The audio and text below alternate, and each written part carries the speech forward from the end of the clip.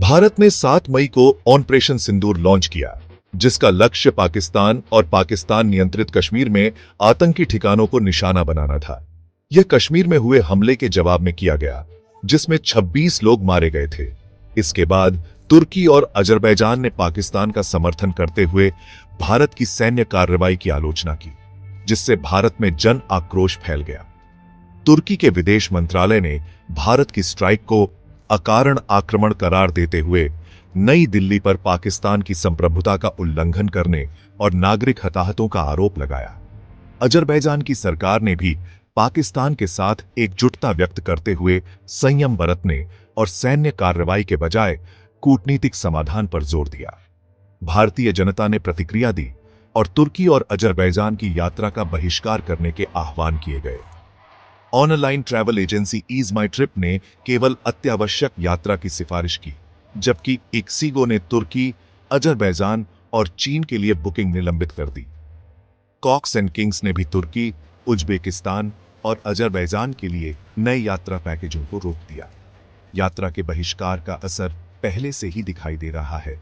Istanbul और Baku के लिए लगभग 2000 रद्दीकरण और पुनर्निर्धारण अनुरोध एक सप्ताह में रिपोर्ट किए गए। कई भारतीय यात्रा एजेंसियों ने इन दोनों देशों में नई बुकिंग में तेज गिरावट की सूचना दी। इससे ऑटोमोबाइल, रसायन और तेल जैसे क्षेत्रों में व्यवधान हो सकता है।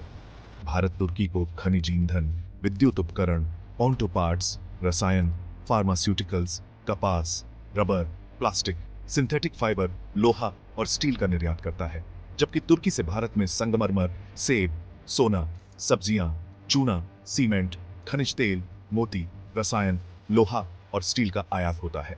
भारत अजरबैजान को तंबाकू उत्पाद, चाय, कॉफी, अनाज, रसायन, प्लास्टिक, सिरेमिक, कागज का निर्यात करता है, जबकि अजरबैजान से भारत में पशु चारा, आवश्यक तेल, इत्र, त्वचा और चमड़ा का आयात होता है।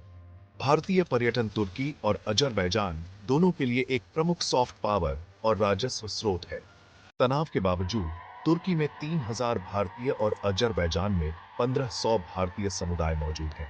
रिपोर्टों के अनुसार पाकिस्तान ने भारतीय लक्ष्यों पर हमले के प्रयास में तुर्की निर्मित एसिस गार्ड सोंगर ड्रोन तैनात किए हैं। हालांकि भारतीय वायु रक्षा प्रणाली ने इस खतरे को सफलतापूर्वक निष्क्रिय कर दिया, लेकिन तुर्की के सैन्य उपकरणों की कथित भागीदारी ने आक्रोश को और भड़का दिया है।